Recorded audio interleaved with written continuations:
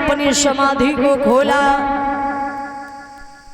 जवाब दिया, अरे नारद जी आप थे, हमें पता ही नहीं चला, आप हमारी समाधि को खुलवा रहे हो। आइए नारद जी कहिए कैसे आए हो। वो कहते हैं कुछ लोगों के मुख से सुना है कि नारद जी बहुत चुगला थे परीक्षित जी। कहते नारद जी बड़े चुगला थे, माफ करना नाम तो नहीं का।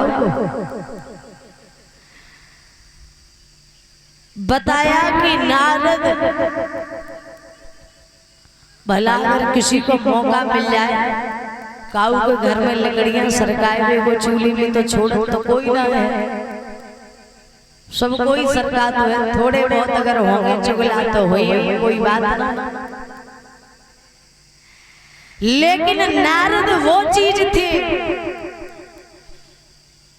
नारद जो बात कह देते थे वो 100% पक्का मान लो कि होना है। जिनकी बात कभी रद्द नहीं होती थी वही थे नारद। नारद ने भोले बाबा की समाधि को तोड़वाया। भोले बाबा बोले कहिए नारद जी कैसे आए हो। तो जवाब दिया है कि हम इसलिए आए हैं, एक राजा हिमांचल की बेटी है वो तपस्या कर रही है। तो जवाब दिया हम क्या करें। बोले तपस्या कर रही है और तपस्या में वो यही मांग रही है कि अगर हमें पति मिले तो ऐसे मिले कैसे, भोले बाबा जैसे। भोले बाबा ने जवाब दिया तो क्या तपस्या कर रही। बोले हमने उसके मुख से ये सुना है कि वो ये तपस्या में यही मांग रही है कि जब जब देह धर के और जगत में आऊं तब तब भोले बाबा जैसे पति को पाऊं। भोले बाबा ने मुस्कुरा के जवाब दियो, नारद तुम्हें जे पतो ना है, विवाह करवे को तुम एक छोड़ो, तुम जे बताओ हम उतने कर लेंगे। लेकिन तुम्हें मालूम ये भी होगा कि हमें अपने पास श्रीमती रखवे के लिए जगह कहाँ है। हमारे पास कोई आश्रम नहीं है, कहाँ हम रखेंगे। हम तो एक शमशान घाट में रहने वाले व्यक्ति, भूत प्रेतों के साथ रहने वाले व्यक्ति, फिर हम उन्हें कहाँ ले जाएंगे। देवी जी को हम कहाँ रखेंगे। जवाब दिया इसी शमशान घाट। भोले बाबा बोले आजकल के युग में इस शमशान घाट में कोई नहीं रह पाएगा। और हकीकत बात यह है कि शमशान घाट वो चीज है, शमशान घाट के अंदर चाहे व्यक्ति पैसे वाला हो, चाहे निर्धन हो, और चाहे अच्छा हो चाहे बुरा हो, लेकिन शमशान घाट का ये नियम है कि अगर उसके अंदर जो व्यक्ति पहुंच जाए उसकी शान बराबर रह जाएगी, चाहे पैसे वाला हो चाहे निर्धन हो। शमशान घाट के शान उसकी बराबर रहेगी। शमशान घाट के अंदर किसी की शान ना ऊंची रहती ना नीची। उसी को कहते हैं शम। शम का मतलब होता है बराबर और शान का मतलब होता है कि सबकी शान बराबर। जवाब दिया है भोले बाबा ये तो रहने वाली तो बातें सब खत्म करो, पहले ये बताओ तुम विवाह करोगे या नहीं करोगे। जवाब दिया हम विवाह करने के लिए मना थोड़ी कर रहे हैं, हम शमशान घाट में रहते हैं, यहाँ कोई तैयार करने वाला भी सामान नहीं, और हम तो मृगशालाओं को लगाए हुए हैं और ये सर्पों का हर एक श्रृंगार है हमारा। भला एक लड़की हमारे साथ में कैसे विवाह करेगी। जवाब दिया है आप केवल ये कहो कि हम विवाह करेंगे, तैयारी करना तो हमारा काम है। भोले बाबा ने कई एक बातें की, लेकिन नारद जी ने बड़ी प्रेम भाषा से भोले बाबा को समझा दिया। भोले बाबा विवाह के लिए तैयार हो गए और बताया परीक्षित जी के विवाह को लड़ुआ जो ऐसो है वो तो जो खाए सो पूछता है, जो ना खाए वो पूछता है। तो भोले बाबा तैयार हो गए विवाह के लिए। आज उसी समय नारद ने देवलोक से देवियों को बुलवाया और भोले बाबा का श्रृंगार करवाने लगे। भोले बाबा बोले बड़ा जल्दी? हाँ हाँ। इधर नारद ने हिमांचल से कह दिया है कि ये मान लो पार्वती को आप घर ले आओ, तपस्या पूर्ण हो चुकी, आप विवाह की तैयारियां कीजिए। आज उसी समय भोले बाबा दूल्हा बन रहे इधर हिमांचल नगरिया में भोले बाबा की विवाह की तैयारियां हो रही।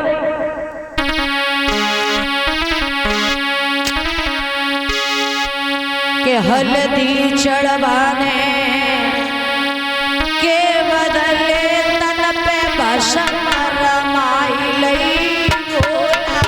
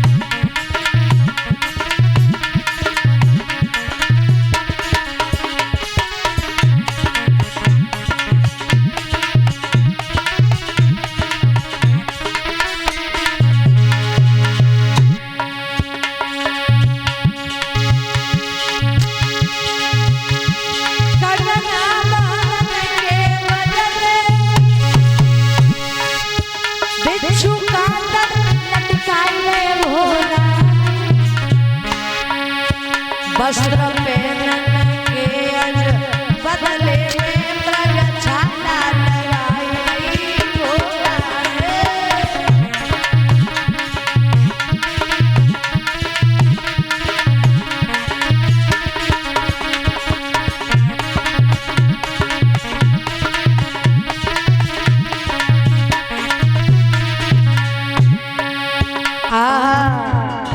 गले में माला धारण करने के लिए सर्व बिच्छू का अंदर लटके, अक्षत तक्षक पुष्प बाजू बंद बने हुए हैं, सर पे भारी जटा रखी हुई है, वस्त्र धारण करने के बदले में मृगशाला पहने हुए हैं। बड़े सुंदर वरना बन रहे हैं।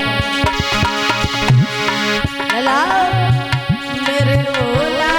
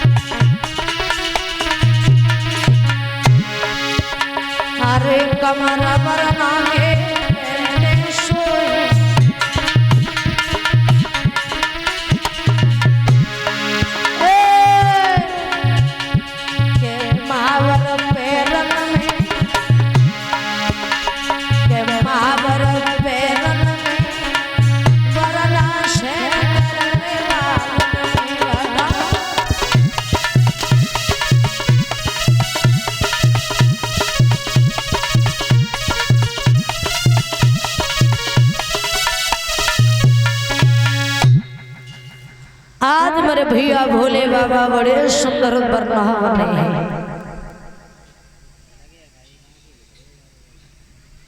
बोले बारात को तो तैयार करो। भोले बाबा की बारात में सब भूत प्रेत भिक्षु कांदर की बारात है, सर्पों की बारात है। शुक्र शनिचर नंदी आहा सारी बारात तैयार हो गई। आज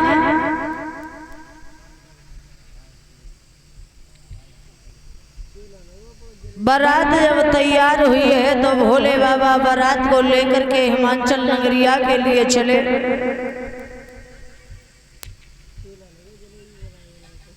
हिमाचल नगरिया के लिए चले हैं भैया भोले बाबा की बारात को जो कोई देख रहा हो। आगे रास्ता साफ,